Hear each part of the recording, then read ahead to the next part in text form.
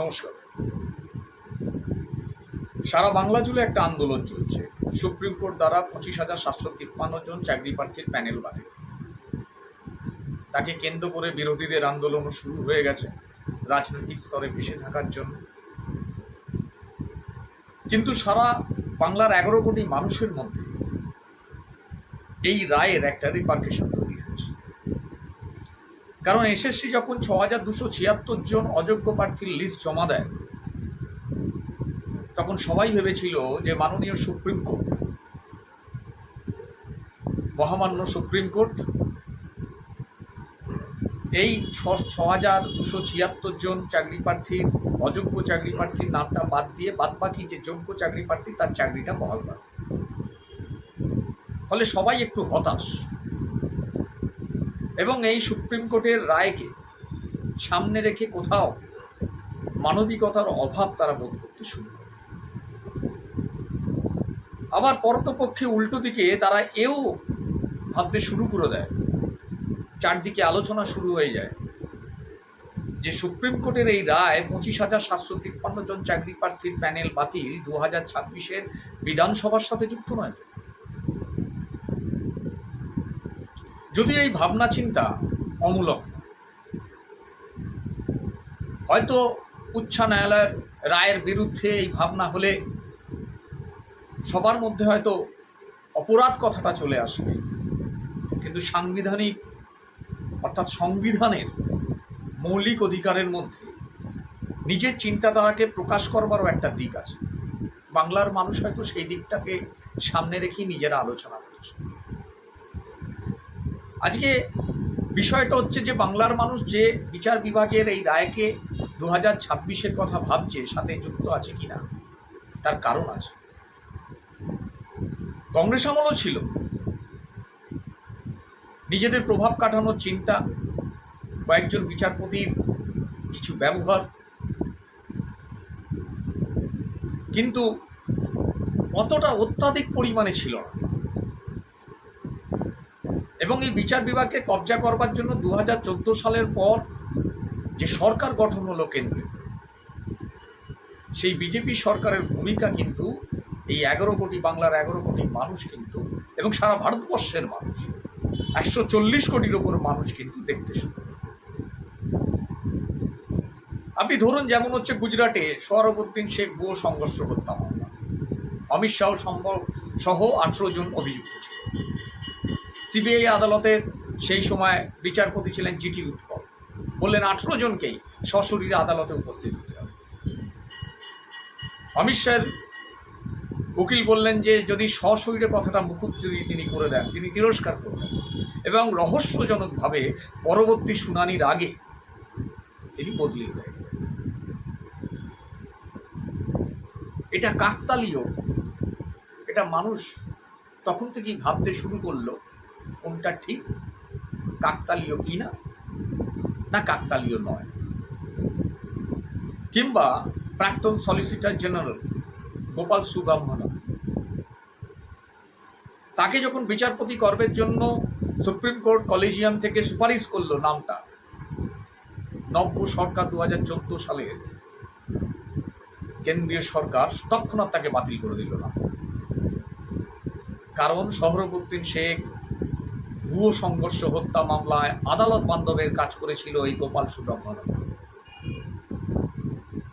এবং প্রশংসনীয় ভূমিকা পালন করেছিল বলে আদালতের কাছে অনেক তথ্য এসেছে। সুতরাং এই বিচারপতি বিজেপির হয়ে কোনো কথা বলতে বলবে না, তৎক্ষণাৎ তা বাতিল, প্রতিহিংসার শিকার। কিংবা উত্তরাখণ্ডে যখন রাষ্ট্রপতি শাসন জারি হয়, তখন উত্তরাখণ্ডের হাইকোর্টের বিচারপতি KM জোসেফ বলল এই রাষ্ট্রপতি শাসন যেটা হয়েছে সেটা অসাংবিধানিক। পরবর্তীকালে সুপ্রিম কোর্ট বিচারপতি নাম হিসাবে তার নাম দিলে অনেক সময় ধরে টালবাহনা করেছিল কেন্দ্রীয় সরকার, ল্যাজিগো করে খেলানোর চেষ্টা করেছিল যাতে তাকে বাদ দেওয়া যায়। কিংবা সুপ্রিম কোর্টের যে কলেজিয়াম সিস্টেম, যেখান থেকে প্রধান বিচারপতি নির্বাচিত হয়, সেই কলেজিয়াম সিস্টেমটাকে ভেঙে দিয়ে বিচার বিভাগকে কুণ্ঠিগত করবার জন্য বিজেপি সরকারের সুপ্রিম কোর্টকে আক্রমণ করা তার আইনমন্ত্রী দ্বারা, এটাও কিন্তু বাংলার 11 কোটি মানুষ সহ সারা দেশের 140 কোটি মানুষ দেখেছে এবং দেখেছিল ভারতে বিচারপতি নিয়োগ কমিশন আইন তৈরি করে ফেলেছিল তারা, কেন্দ্রীয় সরকার, এবং সুপ্রিম কোর্ট তাকে তৎক্ষণাৎ খারিজ করে দেয়, বলেছিল এটা সাংবিধানিক, এটা হতে পারে। দৃঢ়তার সাথে সেটাকে রক্ষা করেছে। পাশাপাশি এস মুরলীধর, দিল্লি হাইকোর্টের বিচারপতি, মধ্যরাত্রে শুনানি নিয়ে দিল্লি পুলিশকে তিরস্কার করলো, বলল আমাদের চোখের সামনে 1984 সালের পুনরাবৃত্তি আমরা দেখতে চাই না, আমরা করতে দেবো না, এবং যে সমস্ত বিজেপি নেতারা উস্কানিমূলক বক্তব্য রাখছে তাদের বিরুদ্ধে এফআইআর করতে হবে। মধ্যরাত্রিটাকে ট্রান্সফার করে দেওয়া হলো, বদলি হয়ে গেল পাঞ্জাবে। এটা কাকতালীয় কিনা 140 কোটি মানুষের কাছে প্রশ্ন থেকে গেছে। মানুষের কাছে প্রশ্ন থেকে গেছে 2018 সালের 12ই জানুয়ারি যখন প্রধান বিচারপতির বিরুদ্ধে 4 জন বিচারপতি সাংবাদিক সম্মেলন করে বলে যে প্রধান বিচারপতির দপ্তরে প্রধানমন্ত্রী কোথাও একটা জোর আছে, ইন্ধন আছে, নালে সরকার পক্ষের স্পর্শকাতর মামলাগুলো বেছে বেছে কেন বিচারপতির মধ্যে ডিস্ট্রিবিউট করা হয়, প্রশ্ন তুলেছিল। 140 কোটি মানুষের মধ্যেই প্রশ্নটা তখন থেকেই উঠছে বিচার বিভাগের থেকে, রায়ের। আরো সক্রিয় কখন হলো ভাবনা চিন্তাটা, এই বর্তমান যে ভাবনা চিন্তাটা রায়ের বিরুদ্ধে করছে, কখন আরো সক্রিয় হলো? যখন রঞ্জন গগৈয়ের মতো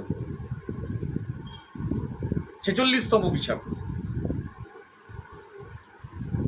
যার আন্ডারে এনআরসি মামলা ছিল, বাবরি মসজিদ ধ্বংসের মামলা ছিল, অযোধ্যার রাম মন্দিরের মামলা ছিল,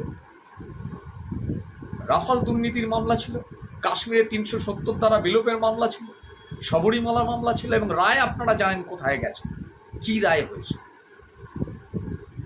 এবং 140 কোটি মানুষ তারপর যেটা দেখলো, অবাক হয়ে গেল যে অবসর নেবার 4 মাসের মাথায় কি দেখল, যে অবসর নেবার 4 মাসের মাথায় তাকে রাষ্ট্রপতি কর্তৃক তাকে রাজ্যসভার সদস্য করা হয়। মানুষের মধ্যে ভাবনাটা ঢুকতে শুরু করে দিল। মানুষের মধ্যে ভাবনা 2019 সালেও ঢুকে গেছে, যখন কাশ্মীরে 370 ধারা বিলোপ হলো, যখন সরকারের দমননীতি চলছে কাশ্মীরের উপর, যখন সাধারণ মানুষ থেকে নেতা নেত্রী রাজনৈতিক দলে সবাই সুপ্রিম কোর্টের কাছে দ্বারস্থ হয়েছে কিছু একটা করুন, তখন তারা কিছু নিয়ে আসতে পারে, কারণ শুনানি অনেক দেরি করে শুরু হয়েছে। কিংবা নাগরিকত্ব ইস্যু 150-র ওপর মামলা, চারদিকে হিংসা আন্দোলন, সেই সময় শুনানিটা দেরি করে হয়েছিল, এবং সুপ্রিম কোর্ট বলেছিল অশান্তি থামা আগে দরকার, তারপর শুনানি। মানুষের মধ্যে ভাবনাটা যে এসছে বিচার বিভাগের কিছু কর্মের দ্বারা এসছে, কিংবা এস আব্দুল নাজিরের আরেকজন বিচারপতির নাম,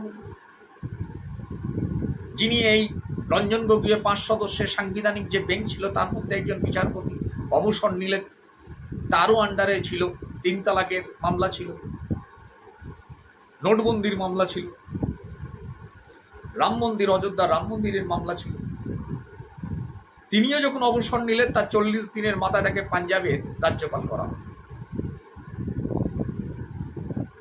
অশোক ভূঁইয়া আরেকজন বিচারপতি, তিনি অবসর নিলেন। 2021 সালে ন্যাশনাল কোম্পানি ল অ্যাপিলেট ট্রাইব্যুনালের চেয়ারম্যান তাকে করা হল। কিংবা এস সদাশিবম আরেকজন বিচারপতি, কি দেখা গেল, তিনি 2014 সালের এপ্রিলে অবসর নিলেন, 2014 সেপ্টেম্বরে তিনি কেরালার রাজ্যপাল হলেন। মানুষ এগুলো দেখেছে, তাই মানুষের মধ্যে ভাবনাটা এইভাবেই এসে গেছে। কারণ মানুষ সঞ্জয় কুমার মিশ্র ইডির যে আধিকারিক, প্রধান আধিকারিক, 2 বছর এক্সটেনশন দিল, পরের বছর এক্সটেনশন দিতে গেল, সুপ্রিম কোর্ট রায় দিল যে না, হবে না, রায় তুমি এক্সটেনশন করতে পারো না। সঙ্গে সঙ্গে স্পেশাল ভিজিলেন্স কমিশন আইন এবং স্পেশাল দিল্লি পুলিশ আইন চেঞ্জ হয়ে গেল। চেঞ্জ করে তার ভার্সানটা এটাই হলো, সরকার চাইলে সিবিআই কিংবা ইডির প্রধানকে 3 বছর অবধি এক্সটেনশন দিতে পারে। অর্থাৎ প্রত্যেকটা ব্যাপারে একদিকে সংঘর্ষ, একদিকে বিচারপতির অবসর নেওয়ার পর সরকারি পদ লাভ, আর কি পদে তার অভিষেক হওয়া, কিংবা আপনি সুনীল অরোরার কথা যদি বলেন, মুখ্য নির্বাচন কমিশনার, 2021 সালের বিধানসভা নির্বাচন, 8 দফার নির্বাচন, 294টা আসন, তামিলনাড়ুর 234টা 1 দফা নির্বাচন, পাঞ্জাবে 1 দফা নির্বাচন, অসমে 3 দফা, বাংলায় সমস্ত পুলিশ আধিকারিককে ট্রান্সফার হয়ে গেল, 1200 কোম্পানি নেমে গেল, ঘন ঘন নির্বাচন কমিশনের প্রতিনিধিরা আসতে শুরু করে দিল। যদিও রেজাল্ট আপনারা জানেন। তিনি যখন অবসর গ্রহণ করলেন, তখনও তাকে কোথায় দেখা গেল এবিভিপি অর্থাৎ বিজেপি ছাত্র পরিষদের মঞ্চে তাকে দেখা গেল। বাংলার 11 কোটি মানুষ এবং ভারতবর্ষের 140 কোটির ওপর মানুষ এইগুলো দেখেছে। ফলে তাদের মধ্যে ভাবনা, বিচার বিভাগের সম্বন্ধে প্রশ্ন নিজে থেকেই তৈরি হয়ে গেছে যে বিচার বিভাগকে রায়কে কলুষিত করতে হবে বা রায়কে মানব না, তা নয়। উচ্চ ন্যায়ালয়ের রায় শিরোধার্য এবং সেটাই ফাইনাল, সুপ্রিম কোর্ট যেটা রায় দেবে। কিন্তু একটা প্রশ্ন চিহ্ন সবসময় এই কেন্দ্রীয় সরকারের, এই শাসক দলে আর কিছু বিচারপতি অবসরের পর সরকারি পদ নেওয়াকে কেন্দ্র করে, কিংবা কিছু বিচারপতি বদলিকে কেন্দ্র করে তাদের মধ্যেই প্রশ্নটা এসে গেছে। এই তারা ভাবনা চিন্তা করছে এই রায়ে আরেকটু মানবিক হলে ভালো হতো। 6276 জনকে বাদ দিয়ে বাদবাকি রেস্টপার্টটা যদি যোগ্য প্রার্থীদের চাকরিতে রাখা যেত, হয়তো ভালো হতো। তাহলে পুরো প্যানেলটা বাতিল কি 2026কে সামনে রেখে? আমি জানি না, এর উত্তর হয়তো আগামী সময় দেবে। তবে আশা করব 11 কোটি বাংলার মানুষ আশা রাখে যে যোগ্য যারা প্রার্থী তারা আবার চাকরিতে আসুক। বাংলার যে সরকার চলছে, তার যে মুখ্যমন্ত্রী মমতা বন্দ্যোপাধ্যায়, তিনি পাশে থেকে আবার হয়তো সুপ্রিম কোর্টকে জানাবে, অ্যাপিল করবে পুনর্বিবেচনা করবার জন্য। আমরা সবাই ঈশ্বরের কাছে যেমন প্রার্থনা করব, ঠিক সেই রকম ঈশ্বরের ন্যায় বিচারপতির কাছেও আমরা প্রার্থনা করব যে আপনারা আরেকটু মানবিক হয়ে যোগ্য যারা প্রার্থী তাদেরকে চাকরি যেন থাকে, এবং অযোগ্য যারা প্রার্থী তাদের যারা ঢুকিয়েছে তাদেরও যেন দৃষ্টান্তমূলক শাস্তি হয়, সেদিকটাও আপনারা যেন দেখেন। আপনাদের কর্ম, আপনাদের রায় আগামী দিনে বাংলার বুকে চাকরিহারাদের মুখে হাসি ফোটাবে, এই আশা রাখি। নমস্কার।